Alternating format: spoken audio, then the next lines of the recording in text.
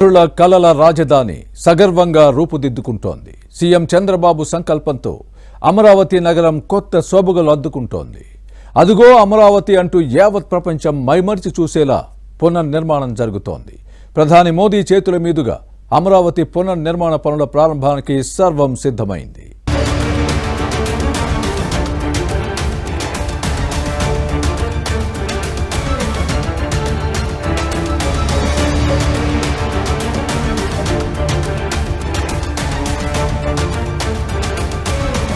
నవ్యాంధ్ర కళల రాజధాని అమరావతికి మహర్దశ పడుతోంది. గత 5 ఏళ్లలో జగన్ నిర్వాకానికి బలై అరణ్యాన్ని తలపించిన నవనగరం ఇప్పుడు క్రమంగా జీవకళ సంతరించుకుంటోంది. చంద్రబాబు ప్రభుత్వ చొరవకు కేంద్రం తోడ్పాటుతో జవసత్వాలు పొంది మహోన్నత నగరంగా రూపుదిద్దుకుంటోంది. నవ్యాంధ్ర రాజధాని అమరావతి పునర్నిర్మాణం వడివడిగా సాగుతోంది.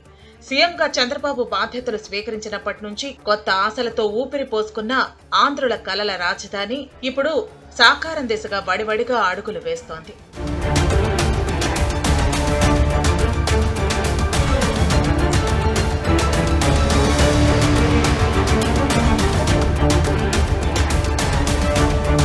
చంద్రబాబు నేతృత్వంలోని కూటమి ప్రభుత్వం సంకల్ప బలంతో రైల్వే ప్రాజెక్ట్, డ్రోన్స్ హబ్, మౌలిక సదుపాయాలు, పెట్టుబడుల వెల్లువ, త్వరలో మొదలు కానున్న రాజధాని పునర్నిర్మాణ పనులు, ఇలా ఒకటేమిటి అమరావతికి ఇప్పుడు ఎటు చూసినా శుభశకునాలే కనిపిస్తున్నాయి. ఆంధ్రుల రాజధాని ఇప్పుడు పచ్చగా ఉంది, కళకళ్లాడుతూ మెరిసిపోతోంది. యావత్ ప్రపంచం ఆశ్చర్యపడేలా అమరావతి నగరాన్ని నిర్మిస్తానన్న సీఎం చంద్రబాబు ఆ దిశగా పక్కా ప్రణాళికతో ముందుకు వెళుతున్నారు. ప్రధాని మోదీ చేతుల మీదుగా రాజధాని పునర్నిర్మాణ పనుల్ని ప్రారంభించేందుకు సర్వం సిద్ధం చేస్తున్నారు. ఈ క్రమంలోనే ప్రధాని మోదీ అమరావతిలో పర్యటించనున్నారు. మే 2వ తేదీ సాయంత్రం 4 గంటలకు ప్రధాని చేతుల మీదుగా రాజధాని పనులను పునః ప్రారంభించనున్నారు. అమరావతి రాజధాని సిఆర్డీఏ పరిధిలో సుమారు 1,00,000 కోట్లతో చేపట్టే పనులకు మే 2వ తేదీన ప్రధానమంత్రి నరేంద్ర మోదీ శంకుస్థాపనలు, ప్రారంభోత్సవాలు చేస్తారు.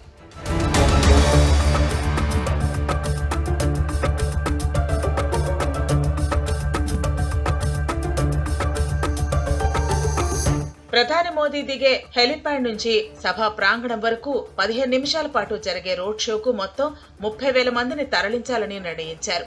ప్రధాని రోడ్ షో కోసం ఎన్టీఆర్ జిల్లా నుంచి 5,000 మంది, కృష్ణా జిల్లా నుంచి 10,000 మంది, బాపట్ల జిల్లా నుంచి 10,000 మంది, ఏలూరు జిల్లా నుంచి 5,000 మంది చొప్పున తరలించాలని ఆయా జిల్లా యంత్రాంగాలకు లక్ష్యాన్ని నిర్దేశించారు. ఈ ప్రభుత్వం రాగానే రాజధానిని తిరిగి కడతామని మా ముఖ్యమంత్రి గారు చెప్పడం, ఆ నేపథ్యంలో ఇంతవరకు దాదాపు 43,000 కోట్ల రూపాయలకి సిఆర్డీ టెండర్లు పిలిచి అలాట్ చేసింది. వర్క్ కూడా చేయడానికి వాళ్ళందరూ ఏర్పాట్లు చేసుకుంటున్నారు. 2వ తేదీ ఇక్కడికి వస్తున్నారు. ఇక్కడ అధికారులతో ఇటు పోలీస్ డిపార్ట్మెంటు, సిఆర్డీ, కలెక్టర్ గారు, తర్వాత దీని నోడల్ ఆఫీసర్ వీరపాణి అందరూ దీన్ని విజిట్ చేసి చూస్తున్నాం. దాదాపు 90% పనులు పూర్తయినాయి. అదేవిధంగా ఇక్కడ రావడానికి 8 రూట్లను యాక్చువల్గా వాళ్ళు ఐడెంటిఫై చేశారు. E1, E2, E3, E5 అని E16 16 రోడ్లు యాక్చువల్ ఈస్ట్ వెస్ట్ ప్లాన్ చేసామండి. అటు 1 కిలోమీటర్ డిస్టెన్స్లో. ఇవన్నీ కూడా నేషనల్ హైవే కలుస్తాయి. ఇంకా 3 స్టేజ్లు ప్లాన్ చేశారండి. యాక్చువల్గా ఇది పునఃప్రారంభానికి వస్తున్నారు. అయితే ఏం చెప్తారు అనేది చూస్తాం. Let's wait. రాజధాని అమరావతి పునర్నిర్మాణ పనుల శంకుస్థాపన కార్యక్రమానికి 1,20,000 మందిని సమీకరించాలని ఏపీ ప్రభుత్వం నిర్ణయించింది. గుంటూరు, పల్నాడు, బాపట్ల, ఎన్టీఆర్, కృష్ణా, ఏలూరు జిల్లాల నుంచి జన సమీకరణ జరపాలని నిర్ణయించింది. గుంటూరు జిల్లా నుంచి 30,000 మంది, ఎన్టీఆర్ జిల్లా నుంచి 30,000 మందిని సమీకరిస్తున్నారు. పల్నాడు జిల్లా నుంచి 30,000 మంది, కృష్ణా జిల్లా నుంచి 10,000 మంది, బాపట్ల జిల్లా నుంచి 10,000 మంది, ఏలూరు జిల్లా నుంచి 10,000 మంది చొప్పున మొత్తంగా తరలించాలని నిర్ణయించారు. ప్రధాని మోదీ సభా ప్రాంగణాన్ని 28 ఎకరాల్లో నిర్మించారు.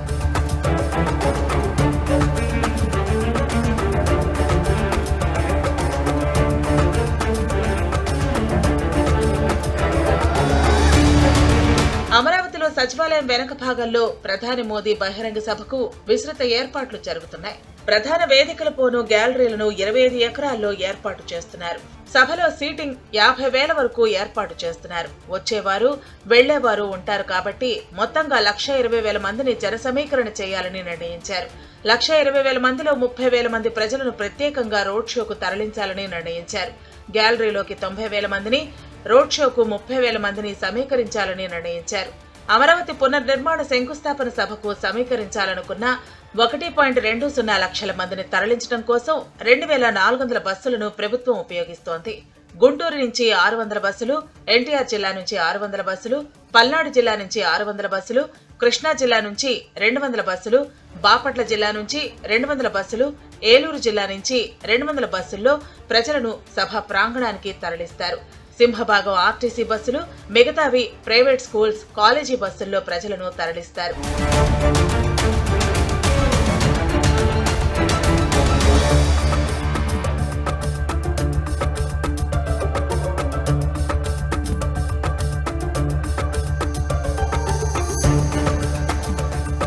కాగా అమరావతిలో వివిధ పనులకు ఇప్పటికే దాదాపు 47,000 కోట్ల రూపాయలతో పనులకు టెండర్లు పిలిచినట్లు ప్రభుత్వం తెలిపింది. ఈ క్రమంలోనే 3 ఏళ్లలో పనులు పూర్తయి తీరాల్సిందేనని చంద్రబాబు తేల్చి చెప్పారు. అటు ఈ టెండర్లు కూడా ఇప్పటికే ఖరారు చేశారు. అసెంబ్లీ ఆకృతిని ఇప్పటికే ఖరారు చేసినప్పటికీ అంతర్గతంగా అసెంబ్లీలో వర్క్ ఎలా ఉండాలి, మంత్రుల ఛాంబర్లు, కారిడార్లు, ఇన్నర్ లాబీలు, మంత్రుల సిబ్బంది పేషీలు వీటన్నిటిపై కూడా ముందుగానే అధ్యయనం చేయాలని సీఎం సూచించారు. మొత్తానికి రాజధాని అమరావతిలో అభివృద్ధి పనులు పరుగులు పెట్టించేలా కూటమి ప్రభుత్వం కార్యాచరణ సిద్ధం చేయడంతో ఏపీ ప్రజల్లో ఆనందోత్సాహాలు వెల్లివిరుస్తున్నాయి.